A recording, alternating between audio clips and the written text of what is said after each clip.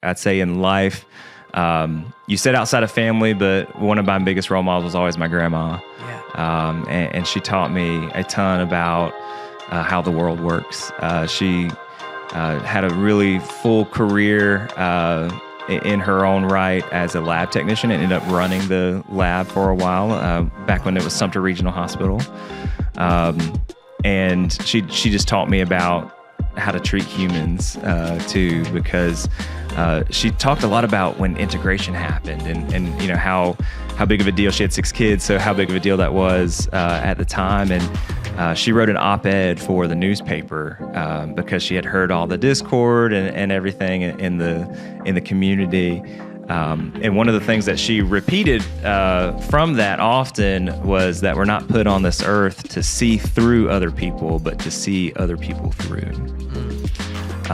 So that's something that's just always echoed in the back of my head, that you just take people where they are.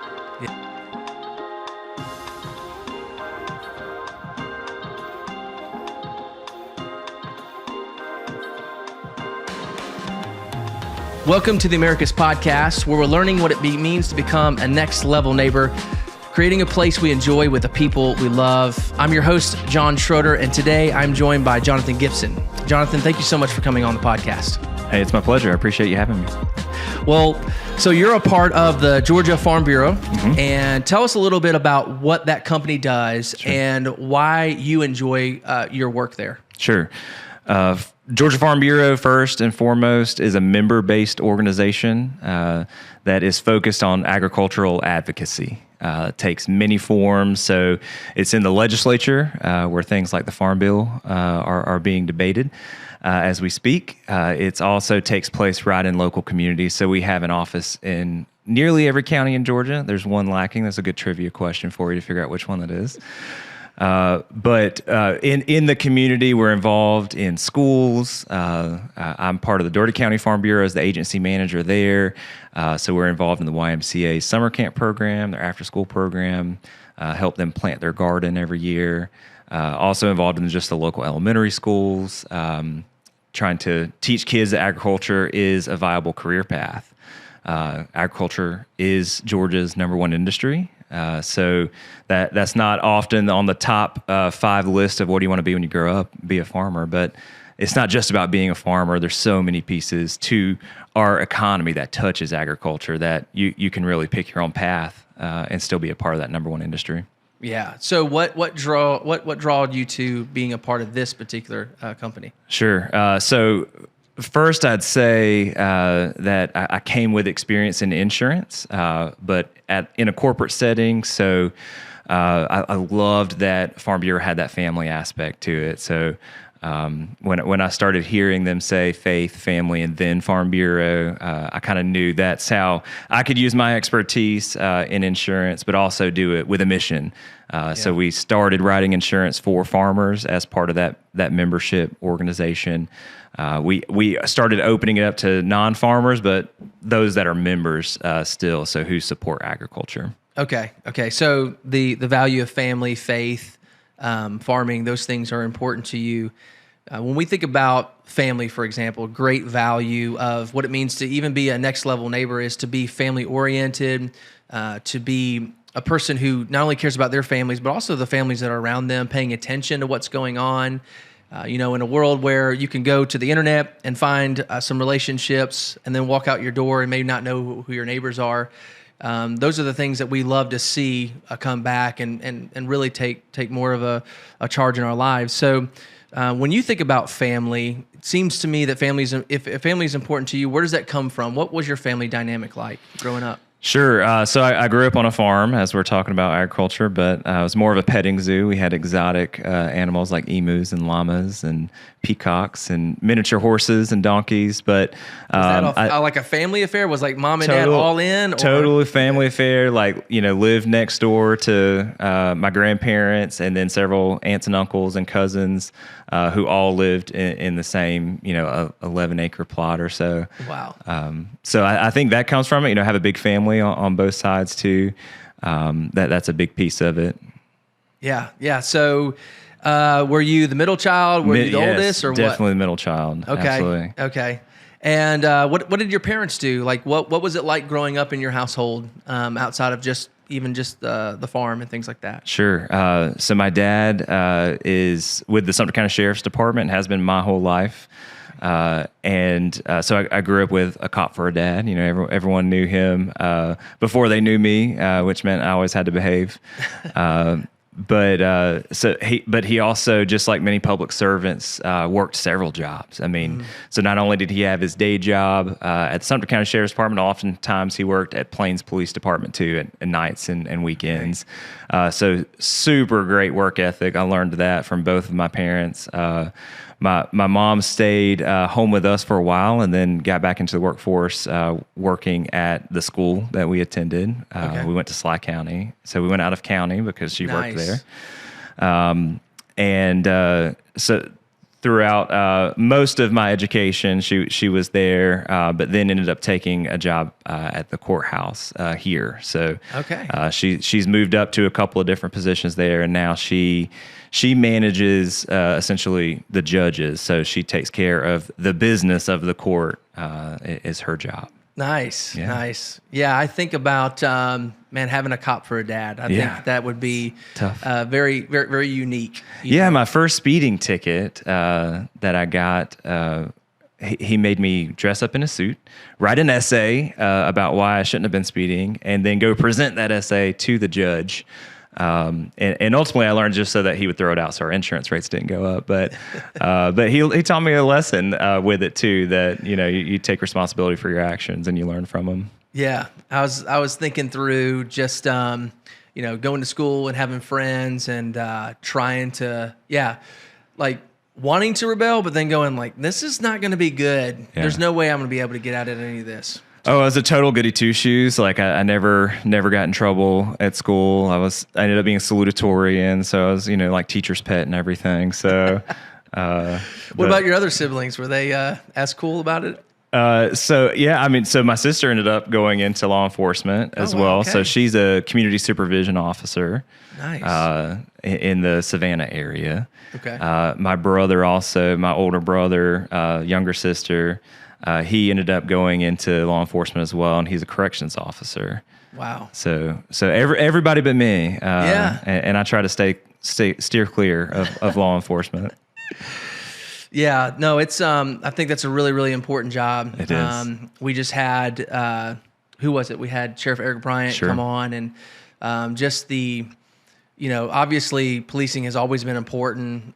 Today, culturally, it's probably gotten harder, I think, just for individual police officers to try to figure out how sometimes they feel placed, more probably on the social scale and on the internet, maybe not necessarily on a smaller scale, like in a town where people kind of know you. So it's a little bit easier to say, hey, those things are out here, but they're maybe not here. But just the perception of officers. What was it like growing up for you for perception of officers, and then even how you see it today?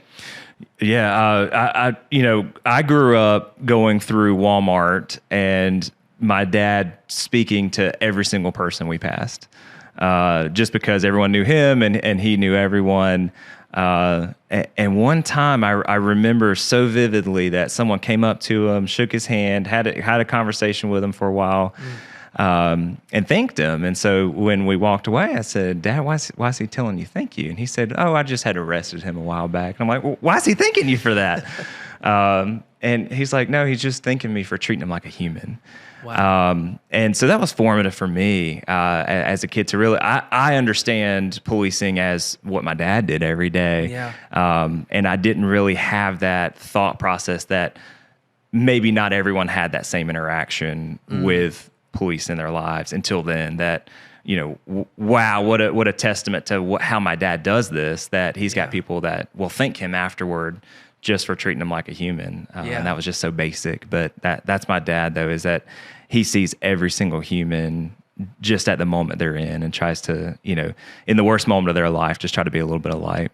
Yeah, that's amazing. That's amazing. And that's what we talk about first responders, is that they're coming into some of the most messiest moments of people's lives, and everybody is, everybody's coming in trying to figure out the best move forward. When they come in, first responders, and so I'm very thankful for people like your dad, and because they're coming into the mess, and then they have to come home and make dinner. That's right. And Normal, try to have normal conversations and watch the game. And so, man, I'm very thankful for those that go out there in the front lines. And again, I mean, there are issues with any department, with any organization. There's always things that we're trying to grow and learn in.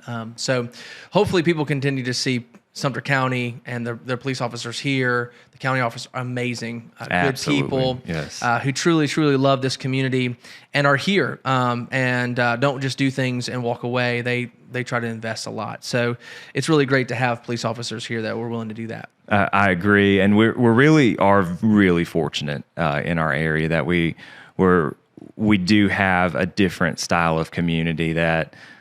We do have that conversation that's going. I mean, that we do have our sheriff that comes on a podcast, but he is also at every major event and always making, just the public visible or themselves visible to the public that, hey, we're not here just in times of crisis. We're here for those birthday parties and, and those other things that make up people's lives. Yeah. That's a huge family. And we've always felt welcomed as soon as we moved here in April of last year. People are here for us. In fact, I was moving in some furniture just yesterday, and somebody was just walking by. I was like, hey, can I help you with that? Yeah. It's like, oh, okay, let's do this thing. So it's a great area. It's a good place to live, to raise a family, and continue to invest into it to make it better. So, all right, so growing up with a dad as a police officer, what was your life 12, 15? Were you into sports? Where were you headed? Where was your mind headed? Total nerd. All right. So I was in band, played the trumpet. You still play a little bit here and there? Occasionally, not often enough to count, probably. Okay. But total nerd. Spent a lot of time studying. But I did start working. I was 14 when I got my first job. So I had to get a work permit at the courthouse. Nice. Okay. I don't even know if that's still a thing, but I worked at the grocery store in Ellaville after school. And I met my now wife when really we met in 4th grade. Okay. So I should back up to there. Look at this. But we started dating in high school. So when we were about 15. That's amazing. And dated all through high school, and I moved away to college, and then we got married while I was still up at Georgia. So wow. Okay, so studying, working, getting a job. Where were you career wise? What were you thinking? What did you want to be when you grew up? Did you have a thought on that? Yeah, I would say that my favorite classes in high school were Spanish, and my business/computer classes that I had. And accounting was thrown into that same rotation. And so I had this wild idea that I was going into international business and I was going to travel the world. So I went to UGA as a declared international business studies major. Ended up getting into the Terry College of Business while I was there. And then realized that traveling wasn't quite all it was cracked up to be. So still learned a ton about business and how to kind of just the rules of engagement when it comes to a corporate environment. So I flash forward a little bit there for you, but no, that's great. That's great. So so you're sitting there. You graduate. What year did you graduate? High school. 2007. 2007. Yep. Okay. All right. So right before the financial crisis. Yeah, that was fun. Yes. But I was in college when that happened and totally didn't even understand. I mean, I was, a pre-business major at that point and didn't even understand. But I was a student worker and I worked in the MBA admissions office at Georgia. So I was surrounded by these, beautiful business minds. And I just remember sitting down and like, what is happening in the world right now? Wow. So she kind of explained everything to me and just totally, learned on the fly about business in a time of financial crisis. Yeah.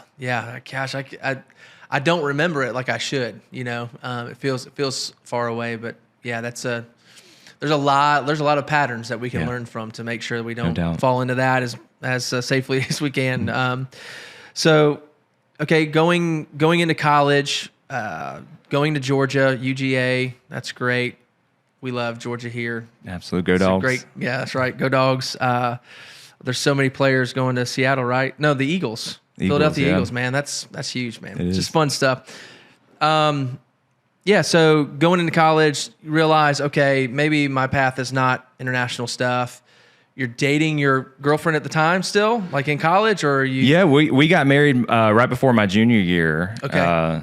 So yeah, dated, short engagement, and then got married during a summer, and then she moved up to Athens. And at that point, I took a job. There's family and graduate housing on campus, which is kind of like apartments for either graduate students or families that were undergrad. And so I took a job as a resident manager, kind of like an RA, where my responsibility was programming, some light maintenance work, being on call for emergencies, and handling neighbor disputes. Wow. So I did that and got a free apartment in exchange. So that was really nice. So we did that for the last 2 years before moving to Macon. Okay. And then you moved to Macon for a job? Or Yeah. So moved. I was in a leadership program at a large insurance company. So I got to learn every part of the business, sales, service, and claims. Yeah. Loved the claims environment. I always had this idea I might go to law school, but also didn't want to spend that much money for something I wasn't totally sure about. But I loved that legal environment. So the claims environment was really interesting to me because it did involve a lot of investigative work, but also contract law and litigation too. So I learned every aspect of that, and then started managing claims. So I managed Georgia claims for a while, and then got the opportunity to be the youngest director in the country, and I managed 15 Midwest states from Macon, Georgia. That's where it was all centered. So it was a wild ride, but I learned a ton about insurance, about corporate America, and about myself. So I wouldn't trade it for anything. So you moved up pretty fast. I mean, you're making a lot of impact. How was that just on a personal level, just mentally, emotionally, physically? Exhausting.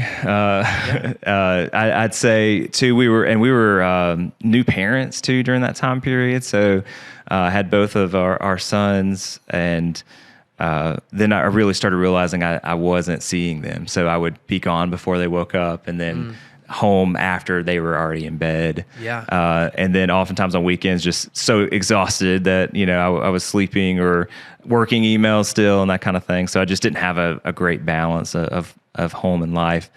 So we came back to Americus to be close to family. Yeah. So that was a part of even just a career, career change in a sense, but yeah. Okay. So you moved whole in life here thing. back in what year? 2018. Okay. Yeah. Toward the end of 18. Okay, so who were some just influencers outside of your family, obviously with your dad and your family dynamics, going through high school, college, you're getting here now with career. What were some people that you looked up to, just really enjoyed their work ethic or their personality, that kind of helped you shape who you are?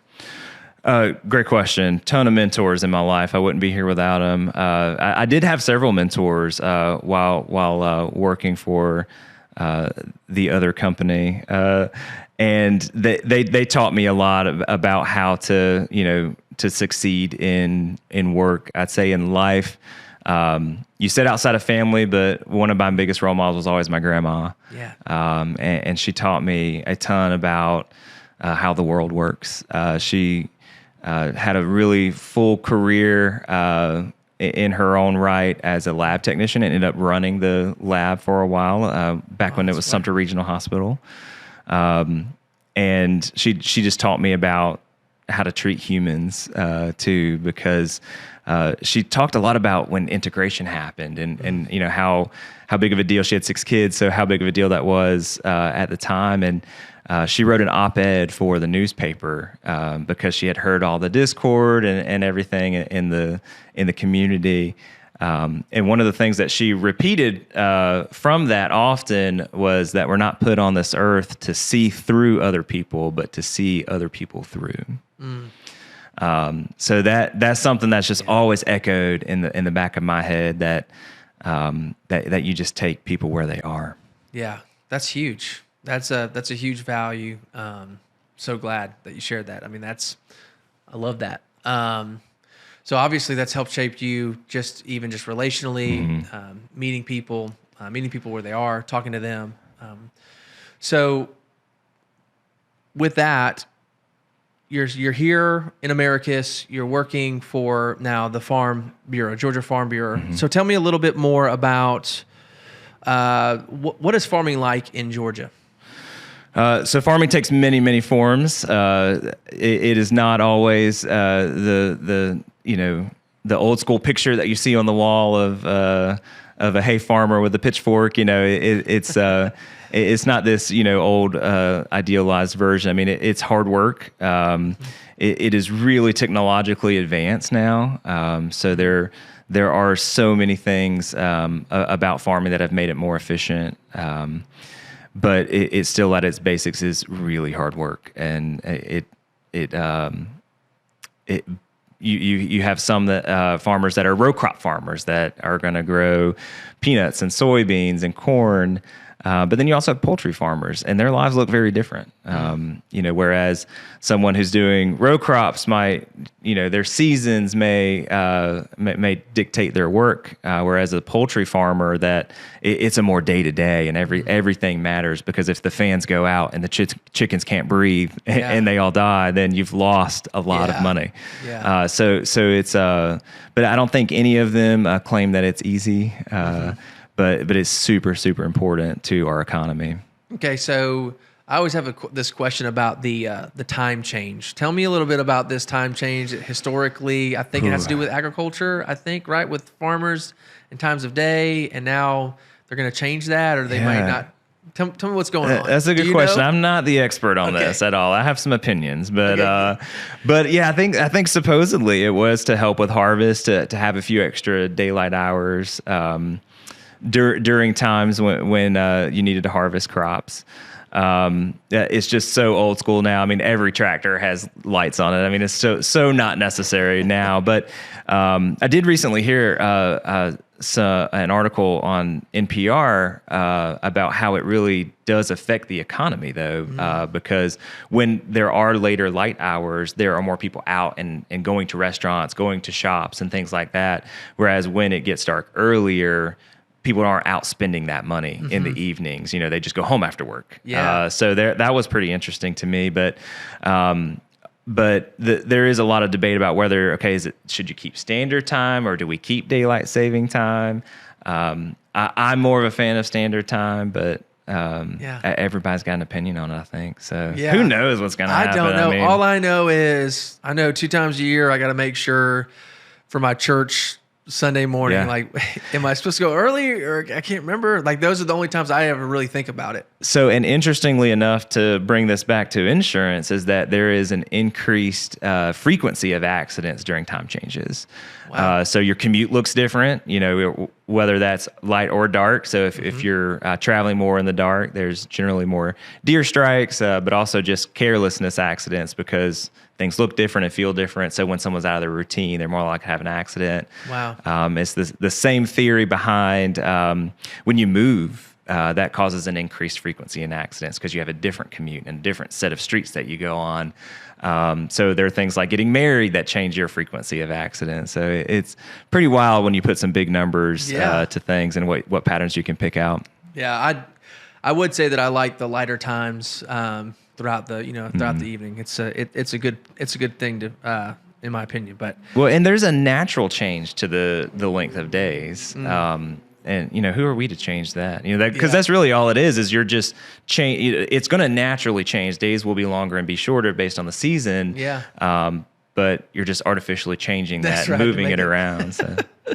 Yeah. Just like us humans. Yeah, that's right. That's right. We always try to take control of something else. Well, let me ask you the ideas of the new methods of farming. It's really interesting. Technology. I mean, there's so much in technology. So when I'm thinking about farming in general, what does that look like? So what are some really exciting things that are coming out that you get to talk with other farmers about, or just get to share with new farmers? Make sure that you're considering these options, and even some some general price points of like, man, this is some great technology, but I mean, it's kind of pricey. So a little bit. So we'll start with that question first. Just some of that new stuff that's really exciting that you feel like is really effective. Okay. A couple of things that are pretty exciting and cutting edge are the GPS units on tractors that can keep track of where crops are specifically planted, and then being able to tailor the water and nutrient needs to those particular plants based on how they're growing over time. But the other really cool thing are drones. So scouting fields is something that farmers do just to check on crops, make sure there aren't pest issues, but just essentially kind of going through how are things growing. And you can do those with drones now. So if you think about a farmer who might be farming 2,500 acres, the efficiency of that is really, really important because labor shortages means you might not can put someone on an ATV for 8 hours to go scout fields. You might, if you can do that in 4 hours from the office while also holding a WebEx meeting, that's just it's much, much more modern than I think most people kind of realize. Yeah. It sounds like somebody that's techie with some drone work could find some new market, within that farming opportunities. Absolutely. So, I'd say the other piece of technology that has been really cool to see are the advancements in poultry farming. So just knowing down to how many ounces of water the chickens have drank, how many pounds of food. And the primary need this for my kids. Yeah. Well, and the primary goal in poultry farming is called food conversion. So how much food did you bring in and how much meat did you send out? Yeah. So think about that with your kids. How much food did you have to feed them to get them to their weight on the growth curve? Yeah. Okay. What are some kind of, I would say old, when I say old, it could be 25, 50, 100 years. What are some old methods that are just super solid, they're always helpful, that will still stands the test of time when it comes to farming? Or is there? Yeah. I think every farmer has their own opinion about what's tried and true. I'd say there's a real strong streak of financial conservatism among a lot of farmers that really understand that you really do save for a rainy day when your crops may not work out. So that's something that I find important in my job, and I think of my job as kind of a risk manager. So when I bring someone into my office to talk about their insurance needs, I'm not just trying to sell them one policy. I'm trying to understand what's their whole risk profile. Where are the points in your life where you could have something happen that led to financial ruin? Yeah. And my job is to provide you with policies or plans that at least mitigate some of that risk. Yeah, absolutely. And if you can't mitigate 100% of it, but how much do you mitigate at what price point to make you comfortable? So some people may be willing to spend $10,000 for their policy if it meant they had practically no out-of-pocket cost. But another farmer might say, you know what, I'll pay $7,000 and I'll just have a $5,000 deductible. So just kind of helping farmers and really anyone through that whole process of understanding what does insurance do for you. It's not just fixing your car, but it defends you from lawsuits. It provides you with a rental house if yours has storm damage and you can't live in it. What are you covered for and what are you not covered for? Yeah, I was about to ask. So what are some of those just challenges for farmers right now when it comes to, obviously, weather, always a big challenge, especially if something big comes through and just wipes out a thing like that. But even like soil stuff, I talked to a few, I don't know a lot of farmers, but there's a lot of this, you got to have the right soil for certain things, and then you've got to bring in some soil sometimes. So it seems like there's a lot of challenges that you can't just walk up and start digging holes and putting things in there is actually a lot of science behind it. I mean, there's that's why the extension agencies exist, is they're doing experiments in the field that help them understand what are the nutrient needs for certain crops and what are the pesticide applications that are not going to have unintended consequences. So there's lots of research that goes into that. I think the challenge with most farmers right now is the price of those inputs. So you can buy great fertilizers that are, speaking of poultry farmers, that's their secondary income is all of the manure because it makes great fertilizer. Yeah. So that the poultry farmers sell that manure to their farmers to fertilize their fields, but there's a whole range of different types of nutrients, and the price of those has increased pretty dramatically with everything inflation. Yeah, I was about to say, I mean, most people have a certain, percentage of market that they're trying to hit. And as things just get more and more expensive, it's hard to figure out how do you help farmers with that increase? I mean, so there's a whole other, so most people probably think farm insurance is what we call crop insurance. Mm-hmm. And the reality is that is a piece of it, but it's a small piece. A larger piece is that liability we talked about, just preventing from lawsuits happening, and then also covering all the equipment, covering all the buildings, the barns, and things like that. But the other piece of it is crop insurance, where there are policies that are subsidized by the federal government. It's where a lot of the farm bill is spent in those subsidies for crop insurance. But it provides a way to give us a floor to what the losses would be in a bad year to those farmers. So you buy a policy that's going to give you at least 70% of your revenue, and it's going to cost you this much, but you only got to pay a portion of that because we're going to subsidize the rest of that premium. So that's a whole other world that is really, really bigger than you realize, bigger than I realize, because I'm really just starting to learn about that side of it.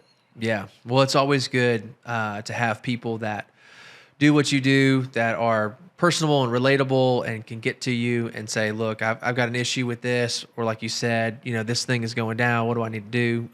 And so you guys are fighting for them. Like you said, even on a state level or a federal level of, trying to be an advocate for what they're doing.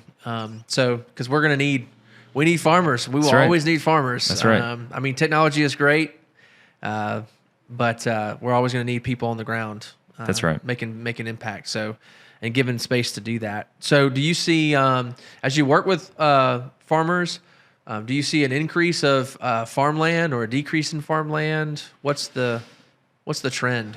I don't know that I have the answer to that. I'd say there is a lot of conversation going on about how we use our land, and whether monoculture is the right way to use our farmland. And monoculture being, you got the 500 acres of corn or 300 acres of peanuts over here, but those have that has consequences for runoff and use of water, which is a big deal, in addition to climate change. So there is a lot of conversation happening regarding land preservation, and whether we have, there are organizations that do pay farmers to not farm so that they can allow more wildlife habitat or pollinator area, whatever it may be. So it's a constant struggle, really, because there probably is plenty that we can do on the conservation side, but we also have to guard against importing all of our food. But a lot of that also relies on having consumers that aren't demanding sugary and starchy and flour, those grains that are difficult for the environment when you do them in a large scale. But you can't blame a farmer for doing that when that's what people are buying, so that takes a totally different shift in our culture. Now, I think that I heard that if you continue to farm on a particular land for so many years, like it needs to rest or something like that. Well, and there's crop rotation. So that's the big way to make sure that you're getting replenishment in the soil. Of course, they're applying some of those fertilizers to that soil, but some of those nutrients can go back in the soil by planting a different crop on the off season. So that's great to know. You'll see crop rotation of things like you'll go from corn to rye and then back to corn, but you can also see soybeans and peanuts, and there's also more discussion recently about hemp, because hemp really is a beneficial product for the soil, in addition to being a good fiber for things like rope and other products. So what do you most love about your job right now? I most love, so as the agency manager, I still interact with customers every day, but I have an agent with me that's still growing her business and learning along the way. So just being able to help her and mold her. And then I also have a customer service representative who's totally new to insurance and trying to teach him some of my expertise, but then also being able to help customers, but create a team that has that one vision.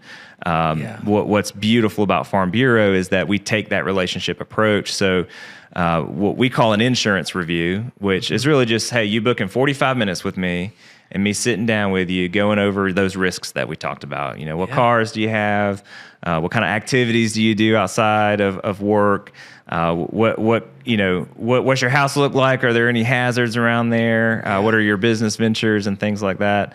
And trying to identify on a personal basis, what is your risk? What can our policies help you mitigate in that risk?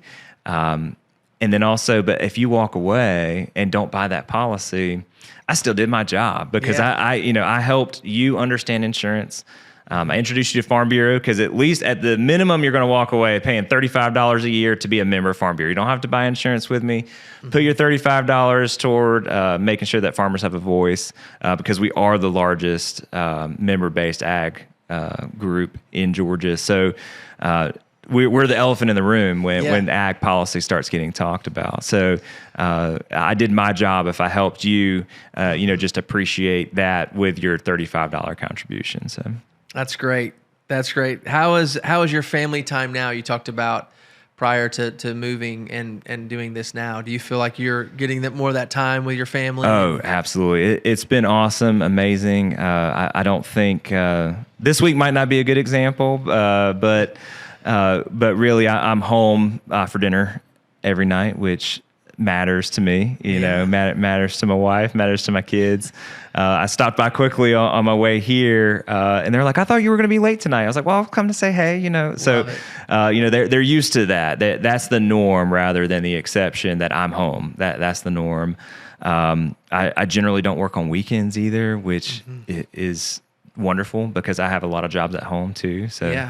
I'm doing a vegetable garden this season, so there's always watering and weeding to happen. So that has taken up my time on the weekends, but I try to let that be based on what the kids are doing that day too. Yeah. What are the ages of the kids? So I have a 9-year-old, and this month will be a 6-year-old. My wife's also expecting, so we have a little girl coming. Thank you. Wow. Little girl on the way in October. So it'll be a fun ride for sure. There'll be some changes definitely on the agenda. So well, let's talk a little bit about the future of Americus or any small town, but we're here. What are some things that you get really excited about maybe currently that's been happening in Americus? Again, we talk a lot about the history of Americus, and we've had people again that have grown up here, people that have come here and seen some really amazing things that have taken place. Like I said, when I was talking with Sheriff Eric Bryant, this idea that where police officers were arresting people just because they were of color, and now we have a county sheriff who loves people and is amazing at what he does. That gets me excited when I think about the future of Americus, not just where it's at. So where do you see Americus in 5 to 10 years? What gets you excited when you think about this city? So we're the shining city on a hill, but we actually kind of live that too. It's kind of neat to see. And as someone who's not here every day, because I do commute to Albany for work, I still get to see those glimmers. So I love things, just simple things like when all the craft vendors show up at Tractor Supply for the weekend, and my kids were doing planting, seeds and things like that on Easter weekend. So just seeing that involvement of the community, I love supporting local businesses. I think that's the key to making a community thrive, because while we're all addicted to some of the big box brands and some of the chain stores and restaurants, a lot of times that money is going out of the community. So not to bring it back to Farm Bureau, but we're a Georgia-based company, so every bit of your premium dollars are staying right here in Georgia, and that's so true when you're supporting any local business. That it's not going back to some home office in the Midwest. That, hey, your money's staying right here, and what can we do as a community when we collectively keep that money here as much as possible, and then attract more. Ton of great things. I know there's some awesome small businesses that have blossomed just over the past few years in downtown. I mean, 5 years ago, downtown was, a little bleaker. It's good just to see the vibrancy and the people out again. Has been really good. Yeah. I've been very, very encouraged. Again, I mean, COVID was only a few years ago, and things were kind of stepping up in a lot of things, and then it kind of shut down, and now things are just continuing to move forward. We're next. We're seeing some restaurants show up here. We heard that some businesses are coming here, maybe even some larger businesses. So it seems as if there's an opportunity for this city just to kind of grow a little bit numerically and hopefully invest here more and more. So anytime someone comes into an area like this with expertise, with a desire as an entrepreneur, there's a lot of opportunities here. The downtown Main Street, Amber Batchelor with the Chamber of Commerce, they are all for people coming here and engaging in some type of business and helping them get started. So having new businesses come here and be a part of here. It's so funny because like when I go to downtown other areas, I mean, people love that downtown feel, but I'm the kind of person that's like, I'll just show up anywhere and I'm just going to eat somewhere. I might go to a store, but there are certain downtowns that just attract people. And so I think Americus is doing that, and it's going to get better and better at doing that with more and more businesses and people supporting these local businesses. Any business in particular that you would get excited about if it was here, or just a particular category of a business? I pondered this earlier today, and one thing I thought we were missing is a lot more outdoor space. So it's great to walk through downtown and visit all the local businesses, but where could we have a concert? Where those food trucks show up to, or have local vendors that can all set up in a place. So I'd like to see more outdoor venue, which a lot of cities moved toward because of COVID. Yeah. So it'd be great to see us have a little amphitheater somewhere. Yeah. Well, I just heard One Sumter, which is an organization here, is working towards working off of where the Global Village is. I think they're going to be hopefully putting in amphitheater down there in that area with the dog park. I think there's going to be it's going to be music oriented. Okay. So just a really cool. I can't wait to see what that actually looks like. And then I believe at the historic Colored Hospital, they're changing that into a museum, but they should have something in the back, maybe even like a smaller amphitheater or something like that. So, some of those things will be really exciting to be able to see. People just come and enjoy that and do some things that are live. So live music, just enjoying some things that are around here. So hopefully those things will take place in the next few years. So what are some things that a town like Americus can continue to do that would promote some of these things that we hope to see? So we've talked a good bit about Sheriff Bryan and what he's done. Just want to reiterate how important that is to continue to do the community engagement piece of that. I think continue the First Fridays and local business spotlights are important.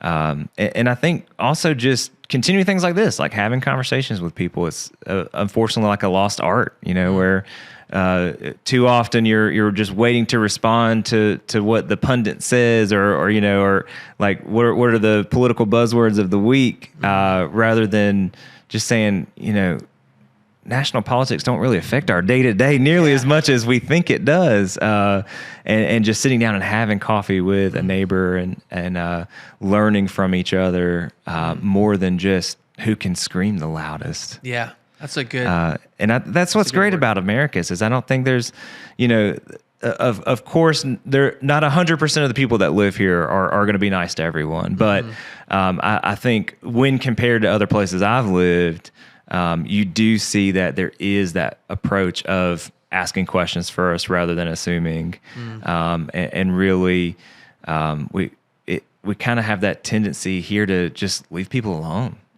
Not in a I don't want to be near you type thing, but just kind of let you live your life and let me live mine. And that's a good kind of main vein that runs through our culture here in Sumter County.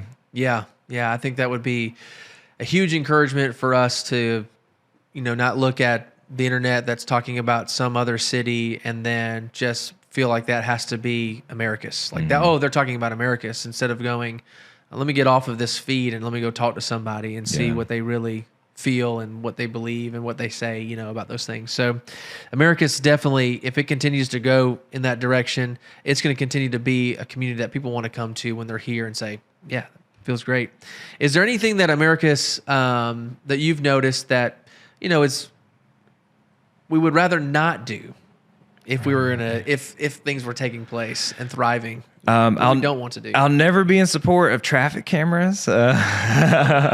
Having experienced that in Albany, and really, truly, not just because I'm not trying to get a ticket. It's really because the research on those things really has led to the understanding that most of that money doesn't really go to the municipality. It's really going to this, third party service that's administering these tickets by mail, things like that. So I'd never be in favor of adding that here. We want people to obey the law, but not with a camera. Yeah, not with that. I've gotten a few friends who are just like, I just get random tickets in the mail. It's just it happens. Wow. School zones will get you in Albany. So, okay, well, let's go ahead and kind of start landing the plane too.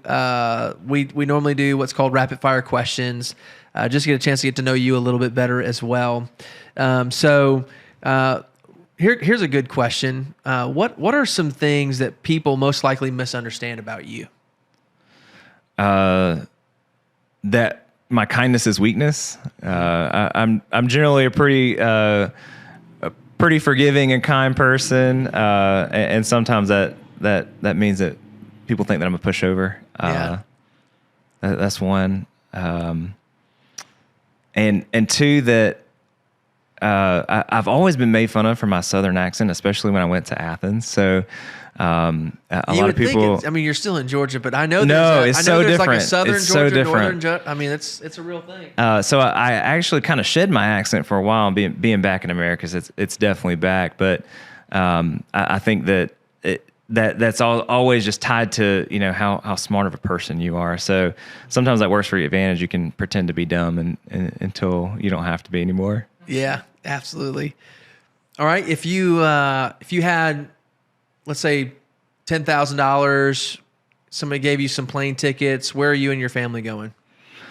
Ooh, so before you said plane tickets, my immediate thought was for $10,000, I was going to build an epic greenhouse. Nice. Okay. So I love plants. I spend a lot of my time working out in the garden. Currently, we are growing okra, cucumbers, watermelon, squash, sunflowers, wildflowers, and pumpkins. Okay. Now, is this like a family thing? The wife's into it, 7-year-old? So my wife doesn't like to be hot too much, and she's also pregnant. Mm-hmm. So, she's happy to... So you're giving her some time off? Yep. The kids have been helping me with that, though. Mm-hmm. And she has gotten out there and helped me. So she'd be very upset if I said she hasn't. That's because... That's not what she definitely helped me plant some of those vegetables that I listed off. But it's something that kids have enjoyed too. Cantaloupe, I forgot those because Ian did the cantaloupe. But so that's where I was going. The $10,000 is I was going to build a greenhouse. Wow. But if you throw the plane tickets in there, I'd probably go to Scotland. So my family hails from Scotland. Nice. I have my Scottish a crest on my arm. So That's cool. I'd always wanted to go and experience that. What that is country. this? You got to tell me about this crest. Tell me. Okay. All right, tell me about So it is. So it's a lion. Love it. Here, crown.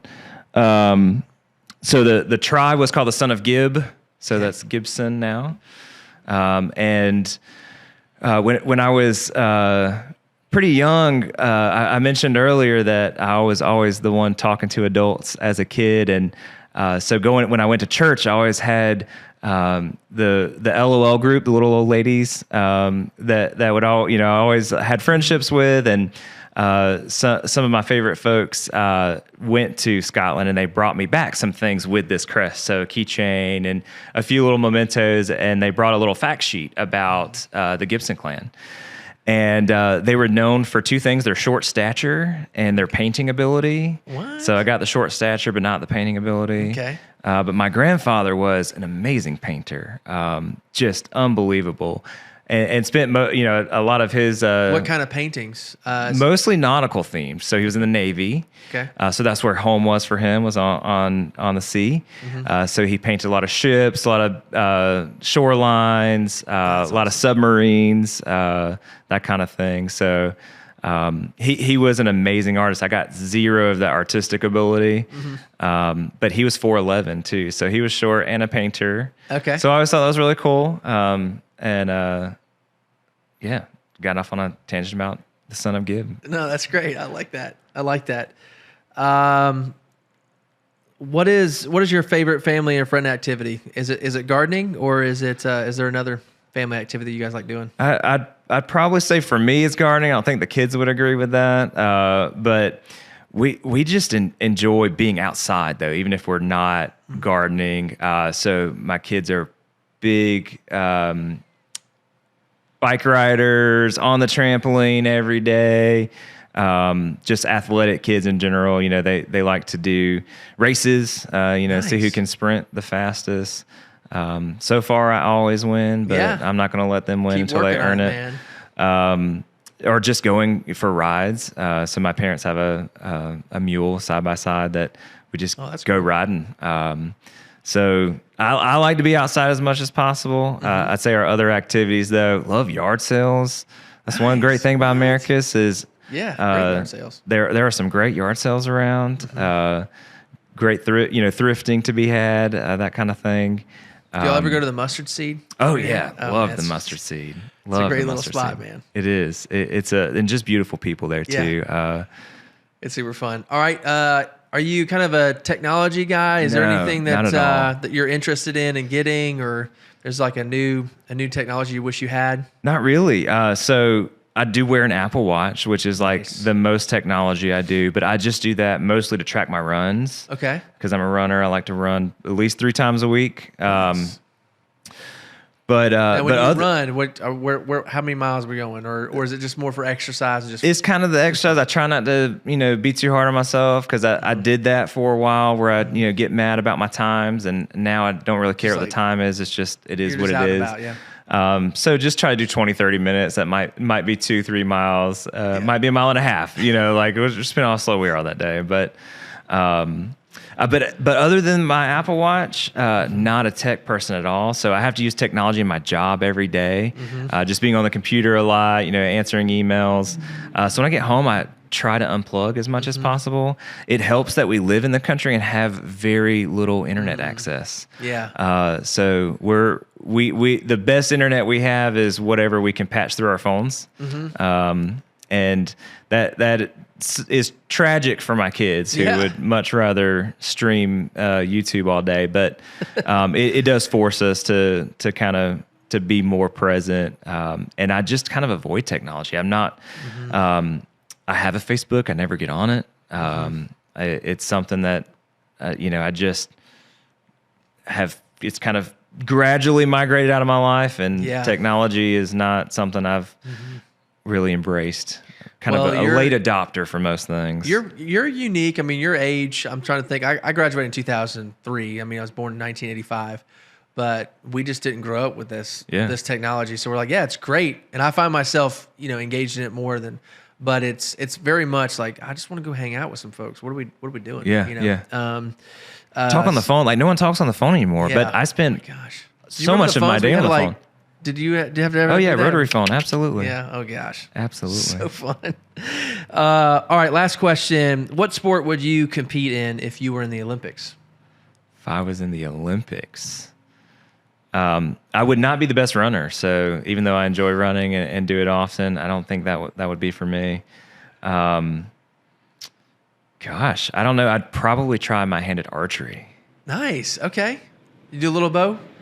A little bit. My oldest is into it right now. Okay. So we have a very basic, not gonna hurt someone too bad. Might still take out an eye, but blunt arrows. So he's gotten into it, and I could see myself if I zoned in really well and try to learn how to do that better. I just play around with it now. Yeah, I know a lot of my friends are bow hunters, and they're just like they're real serious about it, and they should be. But it's incredible. What they can do. I'm like, how do you do that? Like you're going around and killing animals with a bow. It's pretty incredible. To me, it is the most elevated form of hunting. Yeah. You know, anybody can shoot a gun and probably get pretty close to hitting a deer. Yeah. But with a bow and arrow, you are just some kind of zoned in. It's unbelievable. Yeah, I agree. Well, Jonathan, thank you so much for coming on the podcast, spending a little bit of time with us, sharing us a little bit about just your family and what it means to be family and how you've translated that, not just in your personal life, but also within the company itself, and just continue to do that. Thank you so much for just being a part of this city in Albany, and just continue to see what the Lord wants you guys to do as a family, and hopefully your career just continues to blossom and you guys enjoy it. So thank you so much for coming on. Absolutely. Thank you for having me. Awesome.